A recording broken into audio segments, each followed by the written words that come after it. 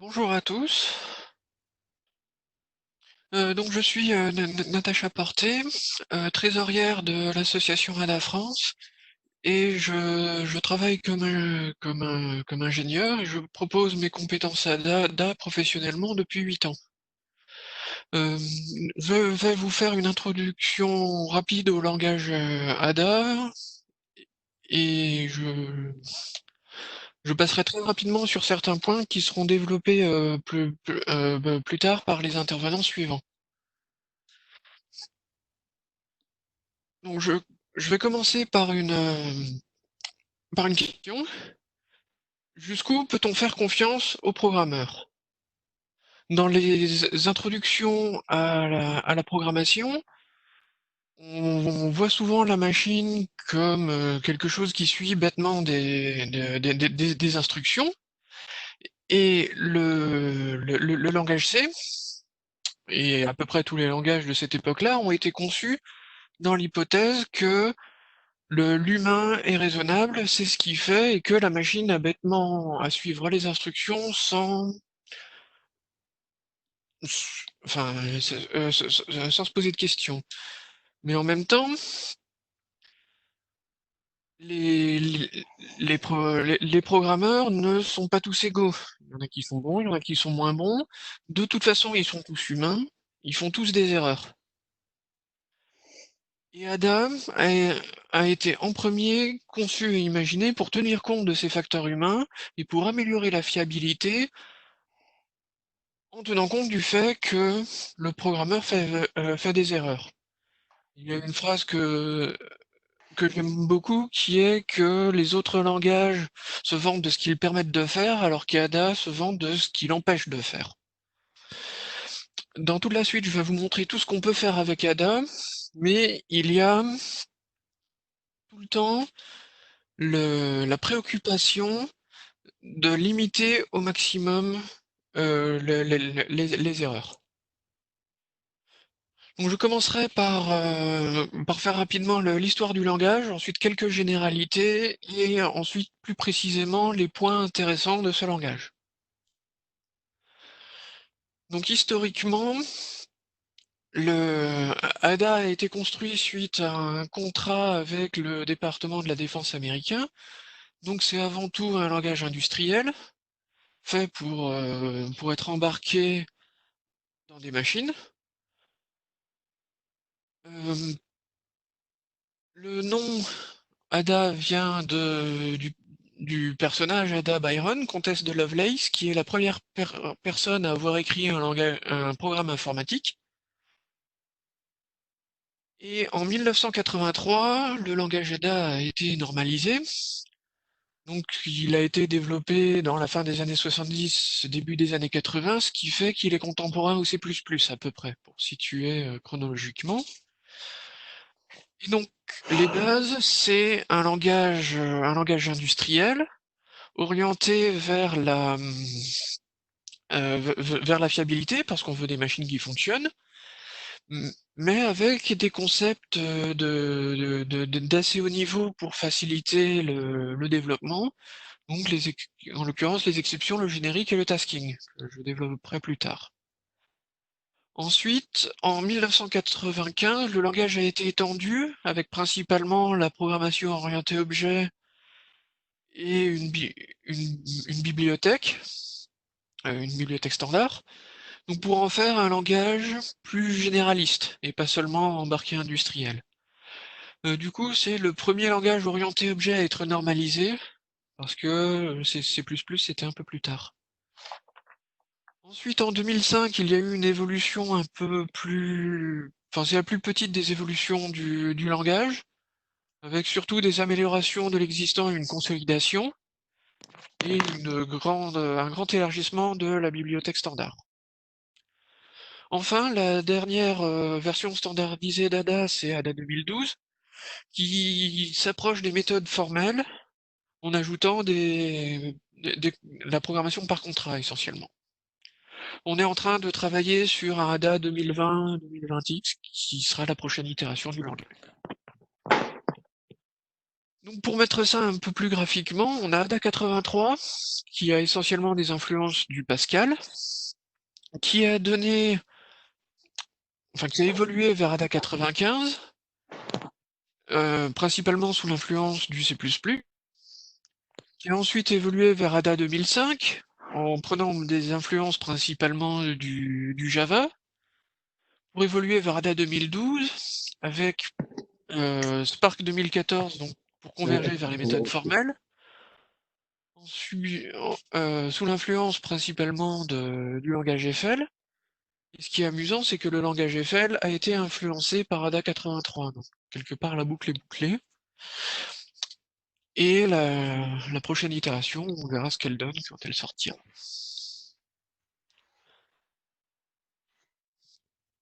Donc au niveau des généralités, le langage Ada met l'accent avant tout sur la fiabilité. Le but, c'est de faire des programmes qui marchent et qui marchent bien. Il y a aussi la sûreté et la sécurité, qui sont souvent confondus plus ou moins mis ensemble, qui est en gros la résistance aux accidents et aux acteurs malveillants. Donc surtout pour un langage industriel, on veut éviter les accidents industriels dus au logiciel. La détection au plus tôt des erreurs, parce que comme disait Confucius, la vraie faute est celle qu'on ne corrige pas, mais en plus, détecter au plus tôt fait que les erreurs sont moins chères à corriger si elles sont détectées plus tôt. Il vaut mieux détecter une erreur à la compilation plutôt que lorsqu'on est en train de faire les tests d'intégration sur les vraies machines industrielles. La maintenabilité, encore une fois, ça vient du contexte industriel où un logiciel peut continuer à tourner pendant 10, 20, 30 ans. Il y a des garanties de 50 ans et il faut du coup maintenir en fonctionnement le logiciel pendant tout ce temps-là. La portabilité et l'interfaçage, parce que l'interfaçage aussi bien avec d'autres composants matériels qu'avec des composants logiciels.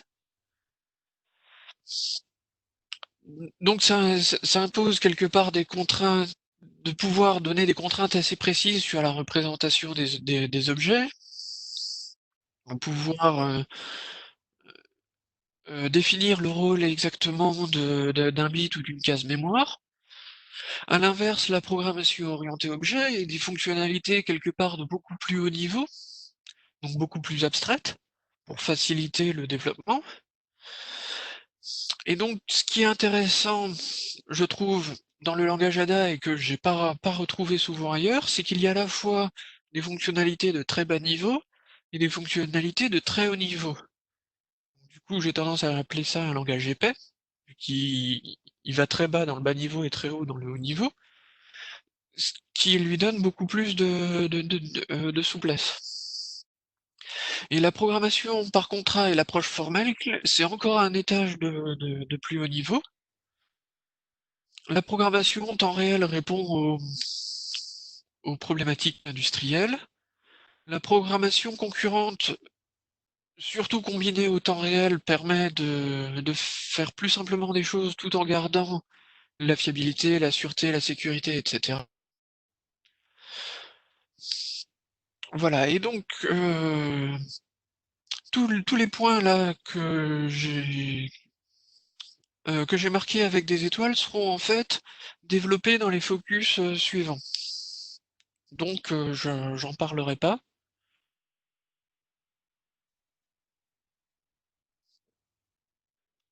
Donc j'ai dit précédemment que le but c'est de détecter au plus tôt les erreurs. On va pas aller dans l'éditeur de texte, donc le plus tôt possible c'est la compilation. Et Ada vérifie le plus de choses possible à la compilation pour pouvoir en fait détecter une mauvaise conception. Et en fait être averti dès la compilation que on a fait une erreur d'architecture, et pas attendre la dernière fonctionnalité à ajouter et se rendre compte en fait que tout ce qu'on a construit avant est fragile. Alors, pourquoi utiliser Ada? Donc, quand l'application est amenée à être utilisée sur le long terme, j'en ai parlé dans la maintenabilité, et aussi dans la portabilité, parce qu'au fil du temps, l'environnement matériel peut changer, on n'a pas forcément envie de reconstruire le logiciel simplement parce qu'on change de processeur. Et quand l'application doit satisfaire de fortes exigences de sûreté ou de sécurité ou de disponibilité, voire des trois à la fois. Donc, quand il faut vraiment que ça fonctionne. Voilà, en fait, il faut utiliser ADA quand on n'a pas le droit de se tromper. On remarquera en creux que le temps de développement enfin, ne fait pas partie des contraintes. On préfère investir plus de temps à écrire du code pour passer moins de temps en debug derrière. Donc voilà, un certain nombre de classes de bugs qu'on rencontre encore très fréquemment au XXIe siècle. Les débordements de buffer, les débordements arithmétiques, les pointeurs incorrects, les fuites mémoire, tout ça, c'est empêché par la construction du langage. Il y a un rapport récemment dans le projet Chrome, le navigateur. Donc dans Chromium, 70% des bugs sont des accès mémoire fautifs que CADA empêche par construction. Donc à titre de comparaison, pour un niveau de fiabilité donné, on peut estimer que en C, la majeure partie de la responsabilité est du développeur. Le développeur doit écrire du code, c'est son problème, c'est à lui de bien d'écrire ce qu'il faut. En rouge, on voit une partie un peu plus petite qui est des outils qui viennent aider le programmeur, typiquement l'int ou les warnings du compilateur, des choses comme ça. Et la responsabilité du langage est toute petite, parce que c'est un langage très permissif, très faible, et du coup les garanties doivent venir de l'extérieur.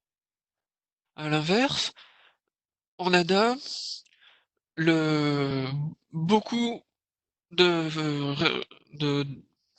de fonctionnalités de fiabilité ont été mises dans le langage.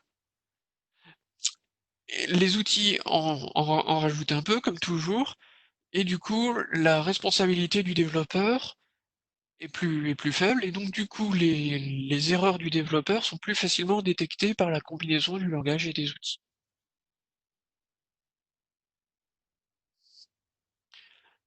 Et, et donc ces vérifications-là sont sur plusieurs étages. Donc en fait, ça commence par une syntaxe qui est stricte et claire, parfois considérée comme un peu verbeuse, mais toujours dans le but de lisibilité. Sur cette syntaxe stricte et claire, on a ajouté un typage fort, et ce typage fort lui-même permet des vérifications au niveau de la runtime, donc pour détecter des valeurs fausses quand elles sont générées, et non pas beaucoup plus tard lorsqu'elles sont affichées. Sur ces vérifications, on a construit la programmation par contrat, qui rajoute encore des occasions de vérifier des contraintes, et donc de trouver des erreurs au plus tôt. Et sur cette programmation par contrat, on a encore la preuve formelle qui permet de garantir que le contrat est respecté dans tous les cas, et non pas le vérifier à chaque appel. Donc, toutes ces fonctionnalités sont bien gentilles, mais maintenant, qui s'en sert? Est-ce que c'est ces trois universitaires dans leur labo? Non, c'est un langage qui est industriel, donc on le retrouve avant tout dans des domaines industriels. Il est très utilisé dans le ferroviaire, TGV, métro, dans l'avionique, l'Airbus 380, etc., dans dans la défense, dans le spatial, les fusées Ariane, tout ça, dans le contrôle aérien. Donc on voit c'est des domaines où un bug peut coûter très cher, peut faire des morts, et donc on a les moyens de mettre en œuvre des techniques pour faire moins d'erreurs. Le nucléaire, c'est pareil. La banque, il y a moins souvent des vies en jeu, mais il y a quand même des sommes considérables, donc pareil, on a les moyens d'éviter les bugs. Et aussi dans des domaines qui sont moins critiques, on a un serveur web en ADA, Canal+ s'en sert, etc. Et plein d'autres endroits qui ne font pas forcément de la pub sur le fait qu'ils utilisent de l'ADA, mais qui s'en servent. Donc voilà quelques illustrations d'appareils dans lesquels fonctionne du code écrit en ADA. Donc concrètement, qu'y a-t-il dans ADA? Donc je l'avais déjà évoqué, une syntaxe claire et lisible, un typage fort, de la programmation orientée objet, donc les classes, l'héritage, l'interface, la substitutabilité, euh, on a donc des exceptions pour gérer les erreurs, on a des génériques pour réutiliser du code sans renoncer au typage fort. On a des pointeurs, mais avec aussi des garanties de fiabilité en plus que bêtement une adresse mémoire commencée. On a du parallélisme directement dans le langage pour, pour avoir quelque chose de plus clair et de plus haut niveau que s'il faut faire avec les moyens du bord et une bibliothèque externe. On a, comme dit, des accès bas niveau et des interfaçages aussi bien logiciels et matériels, donc des techniques pour avoir exactement la représentation, exactement l'adresse mémoire, etc. À l'inverse, il y a la programmation par contrat et des itérateurs pour faire de façon plus lisible des boucles.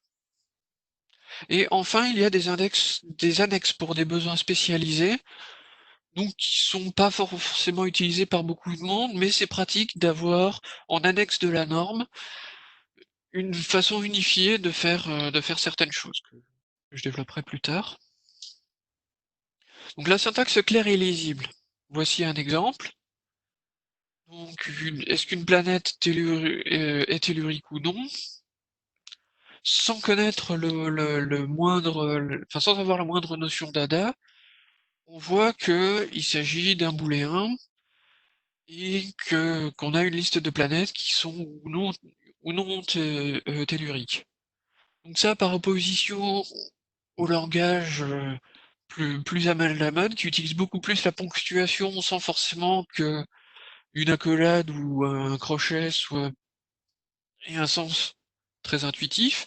Ici, des mots en anglais permettent de passer un concept.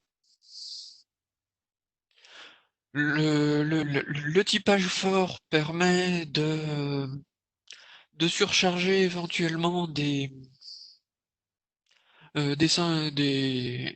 symboles sans perdre en, en- en précision. Donc là, l'exemple qui est affiché, c'est qu'un cousin, ça peut aussi bien être un membre de la famille qu'un insecte diptère. Et donc, on peut avoir ces deux sortes de cousins qui coexistent dans le code, et le typage fort fait que on garde toujours la différence entre une personne et un diptère, et on peut pas les confondre. Il y a un modèle atypique orienté objet très intéressant sur lequel Jean-Pierre reviendra plus loin en détail, donc j'en parle pas. Il y a des exceptions, donc il y a un mécanisme qui permet de détecter les erreurs au plus tôt, donc que ce soit des erreurs système ou des erreurs de codage ou des erreurs d'interface. Donc tous ces tests automatiques lèvent des exceptions, et ces exceptions peuvent ensuite être interceptées pour pouvoir y répondre au mieux suivant le contexte. Par exemple, une mise en repli sécuritaire pour, pour limiter les risques.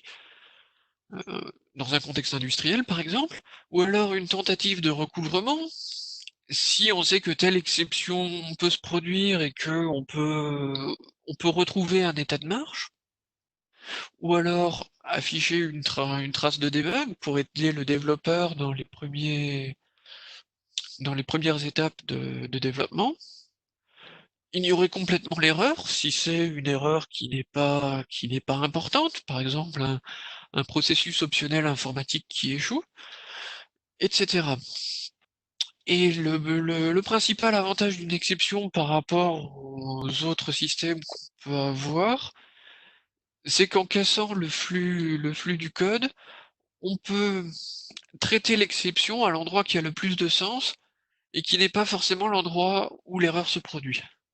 Typiquement un repli sécuritaire, on veut, on veut, on veut l'atteindre quel que soit l'endroit du code dans lequel l'erreur se produit. Donc on veut un repli sécuritaire très haut niveau, très large, malgré la diversité des erreurs possibles. Les génériques. Donc c'est un mécanisme simple, efficace et sûr pour créer des composants réutilisables.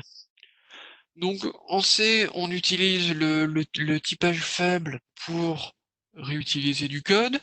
Le typage fort empêche. Et donc du coup, le générique permet de garder cette réutilisabilité sans renoncer au typage fort.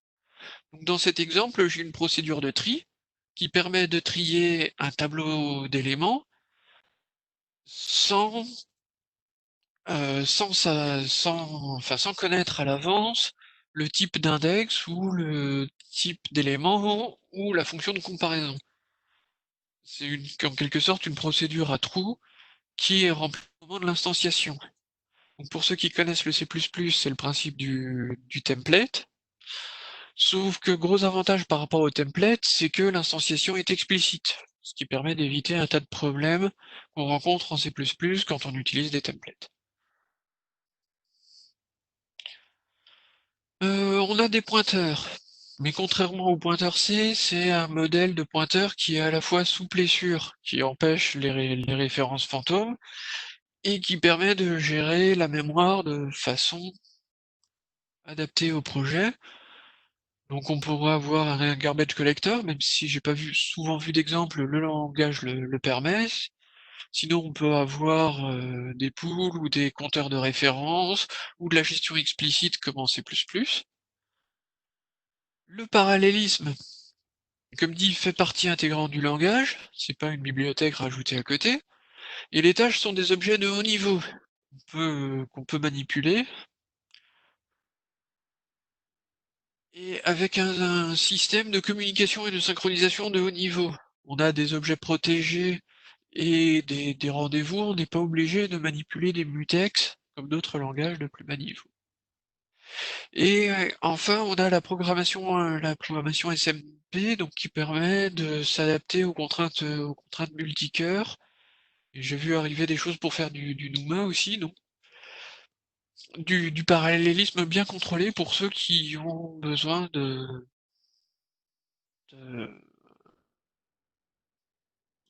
enfin voilà, pour ceux qui ont des contraintes.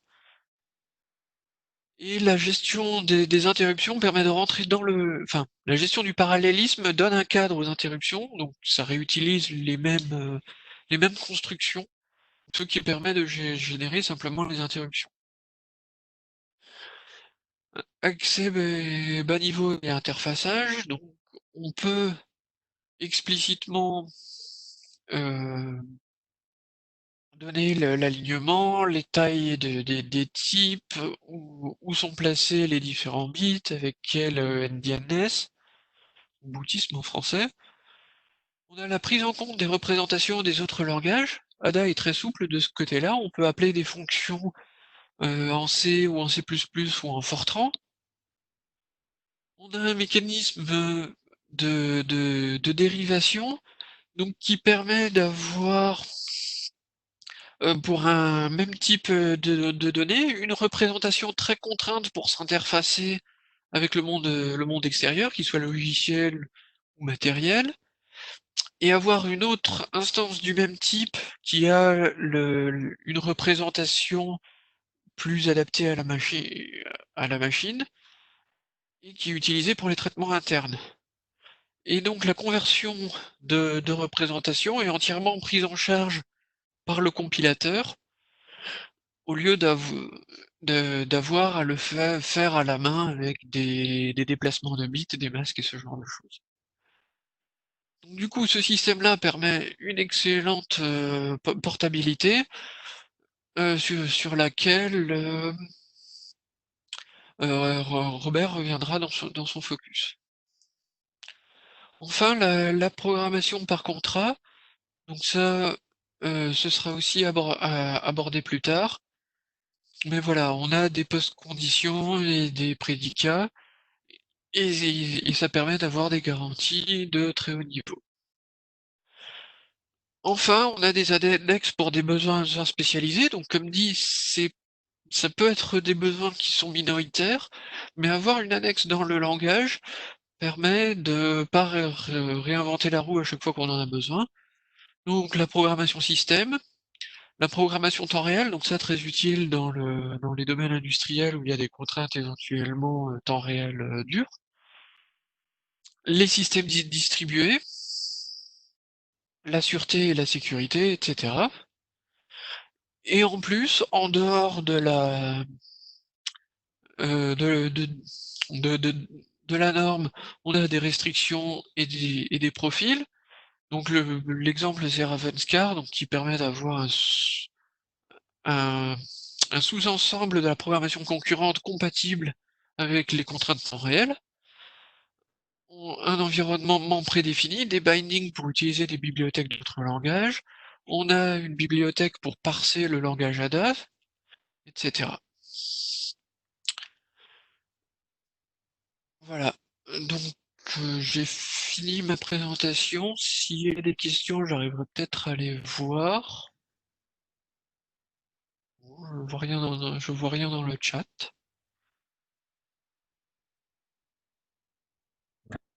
J'ai peut-être des messages que tu ne vois pas. Oui. Julien, vous m'avez envoyé la question à moi en privé. Je vais la lire. Alors, donc, Julien nous dit, bonjour, j'ai une question concernant les mécanismes de protection naturelle du langage ADA. Je sais l'utilisation de certains mécanismes, comme les pointeurs ou les tableaux, peut conduire à des accès non maîtrisés, à des corruptions de données, etc. Quelle garantie nous donne le langage ADA? Est-on naturellement protégé par le langage ou doit-on effectuer des analyses complémentaires?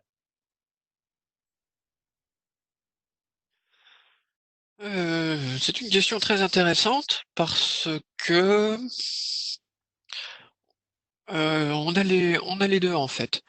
Euh, J'avais parlé dans l'interfaçage logiciel et matériel euh, de la possibilité de s'adapter exactement à des adresses mémoire ou à des représentations. Donc on peut donner une adresse mémoire et donc une adresse mémoire brute, et dans ce cas-là, on n'a aucune garantie, il faut faire confiance au développeur sur son utilisation de la mémoire. Mais euh, disons en fonctionnement normal, le modèle de pointeur qui mériterait une présentation à lui tout seul permet de garantir qu'il n'y a que les pointeurs correspondent à des objets des objets qui existent. Il y a une toute petite difficulté au moment de la désallocation, qu'on ne peut pas toujours faire de façon sûre. Euh, mais, mais sinon, tant qu'on reste, disons, dans les paramètres du langage, on est sûr d'accéder à un objet qui existe. Et euh, voilà, en fait, c'est une conséquence du typage fort adapté au pointeur et du modèle de pointeur de Ada. Donc on a les garanties, mais on a en même temps des outils pour passer outre si on en a vraiment besoin. Et une fois qu'on passe outre les garanties, ben on les a plus, forcément.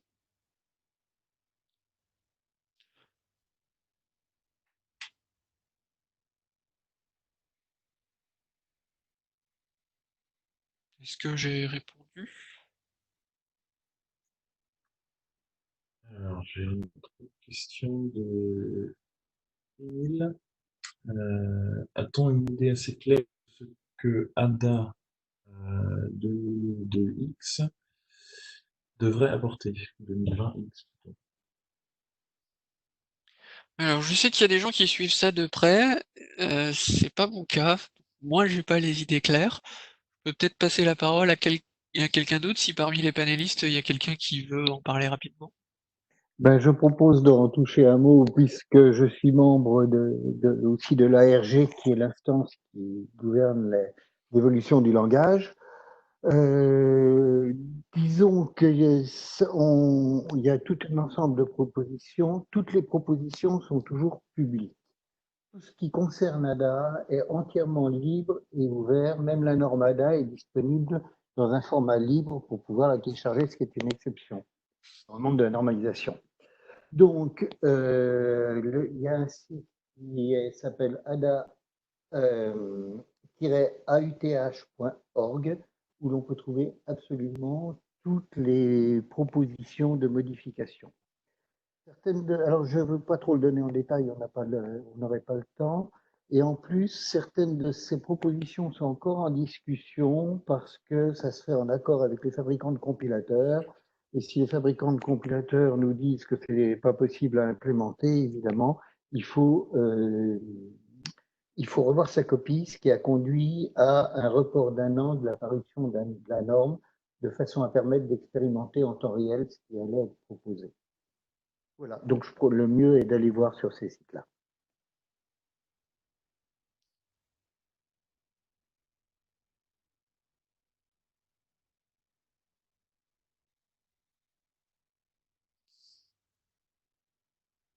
Ok, je vois plus de chat.